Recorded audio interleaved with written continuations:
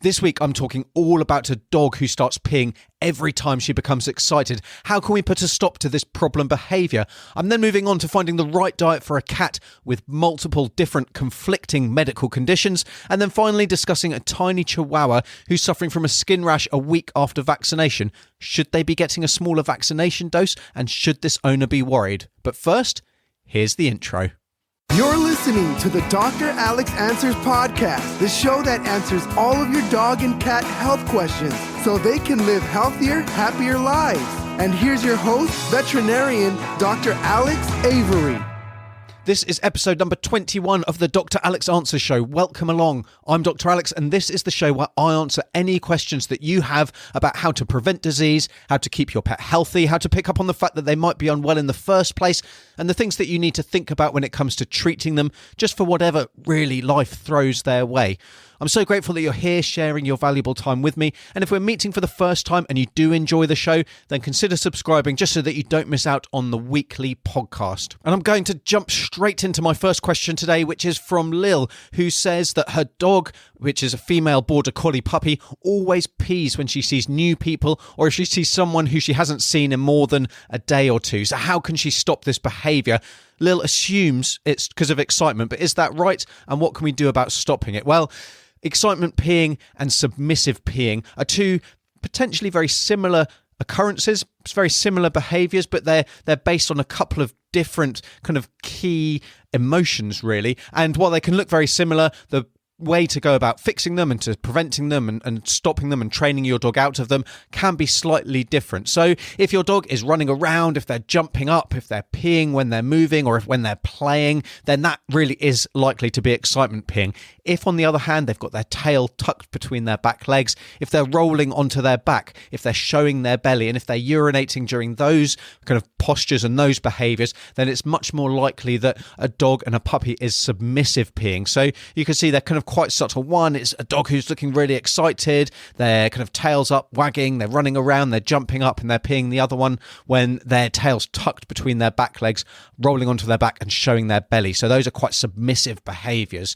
If you have a little think and have a little look when your dog's exhibiting this behaviour, then you should be able to see quite nicely the difference. So how do we stop a dog from excitement peeing? Well, the first thing to say is that a lack of complete bladder control is absolutely normal in puppies. So they generally grow out of it, but it can persist in older dogs as well, especially when they're getting super excited and if we've not taken steps to try and stop this behaviour. So we really need to put steps in place to stop both excitement and submissive peeing early to maximise the likelihood and the chance of this problem just disappearing rather than sticking around into adulthood. And the first thing we need to do for excitement peeing is just to try and avoid excitement, and certainly try and avoid an incredibly excited, worked up dog. So if possible, if you take your dog outside to pee before the guests arrive, really that's going to set your dog up for success because they're less likely to have any urine left to go. And then once your guests arrive, you really need to ignore your dog until she calms down. So until she's nice and calm and placid. Then once she's standing, if she's sitting or if she's lying quietly, whichever it is you want her to do, then calmly pet her and say hello. Don't then go and make a big fuss over her when she's kind of nice and calm, because that's only going to wind her up again and get her excitement peeing again. So just slow, gentle stroking, calm, quiet voice, just to show that you're acknowledging her, you're saying she's doing good, but you're not trying to really excite her again. Now, if this then triggers excitement, then you need actually a longer delay until she's truly settled. So just ignore her again and repeat the process when calm, but next time maybe just leave things a little bit longer before you're rewarding her.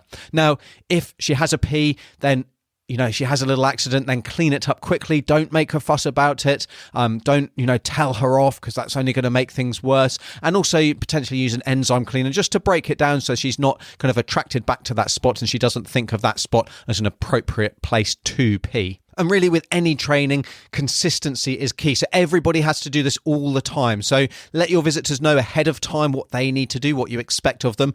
Prep them beforehand. And, it will take time to break a habit. It's not going to happen overnight. It's going to take time for her to learn that she only gets attention if she remains calm. And then once she's doing really well, she's nice and calm, she's sitting and she's staying calm when guests arrive, just regularly reinforce with treats or with praise, just so that the habit really does get ingrained ingrained and she doesn't take a backward step and start getting really excited again. Now, if instead your dog is submissive peeing rather than excitement peeing, then you need to know that submissive behavior is actually normal for dogs that are not kind of at the top of the tree, the leaders of the pack, and it just lets others know that they're not a threat. That said, we don't want a dog to be too submissive because they're really anxious and they're really nervous, and it is more common in nervous and anxious dogs, or those that have been poorly treated, or if they've been punished after problem peeing of any kind. So that could be excitement peeing, and then they become just really anxious about being told off because they're getting excited and they suddenly kind of develop this submissive peeing. So to start with, teach your dog to sit reliably, give them a command, get them to sit, give them a treat. What you then want to do is try and move on to actually just giving your dog a treat when they sit by themselves, so without that command. So you're rewarding them for sitting, so they're thinking that, well, I'm going to preferentially be in a sitting position because I'm going to get a treat. Once they then do this reliably, then you want to introduce your guests. Ignore when your dog rolls on their back if they're showing other behaviors, and only treat to your dog, only talk to them, only stroke them when your dog is sitting.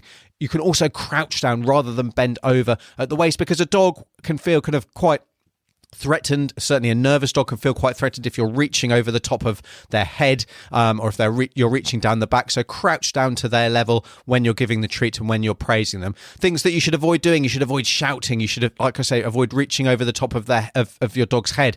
You should avoid punishing. Also avoid direct eye contact. That's quite confrontational in a dog, and if they're feeling anxious already, then staring at them is going to make them even more anxious and more likely to show submissive behavior. And really, we want to be avoiding any kind of threatening behavior or perceived threatening behavior. And then the final thing is, rather than petting your dog on the top of their head, actually pet them on their neck and their chest area, because that's their safe spot. Again, reaching over the top of their head is just going to make them more nervous. And then if your dog is showing other inappropriate peeing behavior in the house, there could be a number of other causes for that. So they could have a urinary tract infection. There could be bladder disease, so bladder stones, for example. There could be hormonal marking, so entire male dogs actually just urinating, cocking their leg in the corner just to mark their territory. There could be another organ or hormonal disease that's causing excess urine being produced, and so they're having accidents. So if you're having a lot of problem peeing, then get your dog checked over. Ideally, take a urine sample with you as well, because that's really useful when your vet checks your dog over. Very often, actually, we're giving a physical exam and the dog is completely normal, but we take a urine sample and that shows what the problem is, or it certainly gives us an idea of where to explore and where to investigate next. And then if you get the all clear there and excitement peeing or submission peeing is still a problem, then just seek advice from a professional dog trainer or behaviorist, because this is a problem you really do want to nip in the bud. You're listening to the Dr. Alex Answers Show. And then before we jump into the next question, I just wanted to let you know about my free resource library. So the Knowledge Vault contains over 15 free resources. It includes checklists, condition guides, drug sheets, calculators and ebooks. And really there's something in there for every pet owner, whether you've got a dog or a cat, a young pet, a puppy or a kitten, or a senior companion. Just get access to the Knowledge Vault for free simply by heading over to ourpetshealth.com/resources. And so my next question is from Anne, who says that she's got a 13-year-old male ginger cat who's previously had bladder stones but is also prone to colitis. So her local vets put him on a specific prescription diet for his bladder stones to try and dissolve them, but this flared up his colitis. What can she do? There's a number of different diets that she needs. She wants to try something that is going to keep the colitis nice and settled, but isn't going to form more bladder stones and is going to help to dissolve any bladder stones that are forming. So what can she do? She's looking for a nutritionist, a medically qualified dietitian, as she puts it, who'll liaise with her local vet, but she's only found ones that develop animal feed. So there's a number of different ways we can kind of explore this dietary requirement for Anne's cat. So I'll start by saying formulating a home-cooked balanced diet of any kind is really very hard. There's been frequent studies showing that people, even when they're giving lots of variety in the diet, they're actually not balanced enough to provide a long-term maintenance diet. And it's going to be even harder if we're trying to manage different conditions, which each have different specific nutritional requirements. So really, I would only trust a certified veterinary nutritionist to do this. It's not something that your general practitioner can do. It's not something who hasn't been kind of certified and got nutritional qualifications, so quite advanced nutritional qualifications to be able to kind of understand the nature of the disease in cats specifically, and then work on a diet that's going to hopefully be able to tackle both of these problems. So the good thing about working with a veterinary nutritionist, and certainly you could be looking for a board certified veterinary nutritionist, like I say, is that can typically be done remotely. So it doesn't matter where in the country you are, or really even where in the world you are. And that's important because actually there are not very many people who are qualified to provide this kind of service. But you can get a history sent through. You can ask your vet to send that history through once you've made initial contact. You can then have a phone consultation. And again, that could be, with just over the normal phone with your cell phone if you're in the same country, but it could be through Skype or something like that if it's in a different country, for example. And then the consult will generate a specific feeding plan and a report and give you an idea of where you can go. Now, the other option would be to actually ask your vet to talk to the pet food company that you're dealing with, as they might be able to suggest an appropriate commercial diet based on your individual pet's need. And while each diet and prescription diet is formulated for a specific condition, very often there will be a more appropriate one, even though the name suggests that it's not designed for that condition. So that would be the other thing to suggest in this case, if it is becoming a little bit harder to find a certified veterinary nutritionist. And then just remember that the information I give in these podcasts is not a substitute for a consultation and examination with your pet's veterinarian, and should not be taken as specific advice for any individual pet. If your pet is unwell, if they're injured, or if they're suffering from any kind of problem, then talking to your vet is always the best course of action. Get your question answered at dralexanswers.com. And my final question is from Christine, who writes that a week ago, our 3-pound 4-ounce Chihuahua received her first Lyme disease vaccine. She has a slight rash on her belly and 2 red spots in her groin. So she's only a year old. And do I think that she was too small for this vaccine? Because now Christine is worried. So let's start by saying that in general, vaccine reactions like this, they really are very uncommon. And while she's very small, that in my mind would never be a reason not to vaccinate. So vaccines do prevent potentially fatal disease. A non-core vaccine, so Lyme disease and leptospirosis and kennel cough, for example, are non-core vaccines, are administered after a risk assessment. And that's based on the risk of disease in your local area and the lifestyle of each individual dog. So with Lyme disease, that's transmitted through ticks. So if you're in a disease in an area with Lyme disease present and with a high tick presence as well, which unfortunately is becoming more and more prevalent with global warming, it's spreading in parts of the world that never used to have this problem before, then that is a risk, and Lyme disease is a potential solution to reducing that risk of contraction. So the next question is really, should small dogs get a smaller vaccine dose than large dogs? So small dogs, they are slightly more likely to develop vaccine reactions. Really, though, reactions that are only expected in less than 4 out of every 100 dogs, so less than 4% of dogs. And in the vast majority of cases, a vaccine reaction is nothing more than being just a little quiet and a little off food for 24 to 48 hours, so just for a day or two, nothing more serious than that, and no treatments needed. More severe reactions are possible, but they are thankfully very rare. For example, I've never seen a dog or a cat have an anaphylactic allergic reaction to a vaccine. It's a potential possibility. I'm sure it does happen, but it's very, very rare.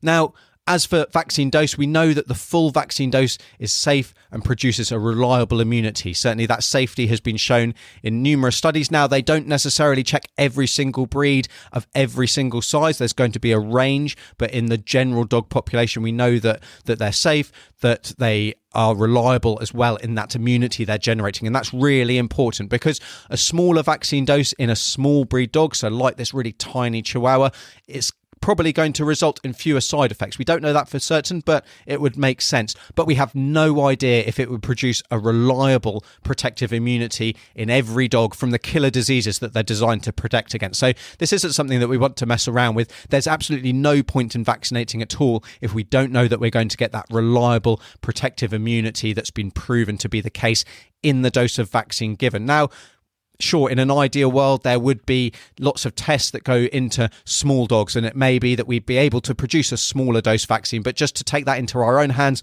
and say, for example, administer half a dose will potentially leave your dog open to contracting one of these infections despite having received this small dose of vaccine. Now, if we're talking about vaccine reactions in general and side effects, then really in Christine's Reed dog, I'd say I would expect a skin reaction to happen really within a day or two. And more normally, that would be a local reaction, like a little lump that forms where a vaccine was given, that then disappears over a week or two. Is nothing more serious than that.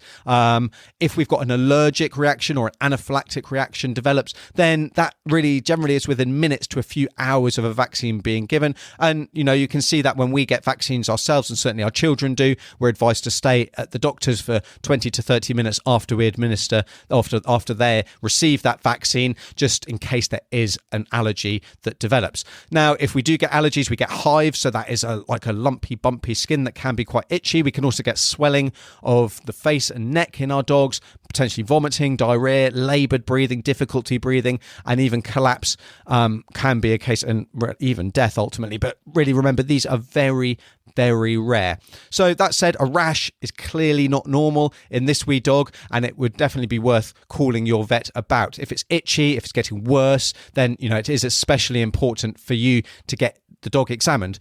If we then move on to prevention for Lyme's disease, now I did mention that vaccine is only one part of that, and it may not be appropriate for every dog, even if Lyme disease is in your area. Reducing tick exposure and appropriate tick control is really important in this regard, and you should check out my article linked in the show notes for more information about tick control and Lyme disease in general, if that's something that you're interested in. So that's it for this episode of the podcast. Be sure to subscribe, and I'd really appreciate it if you could share this episode with 3 of your pet-owning friends and family. Remember too to head over to dralexanswers.com, where you'll find the links and downloads mentioned in today's show, and you can also submit your question there for me to answer in a future episode.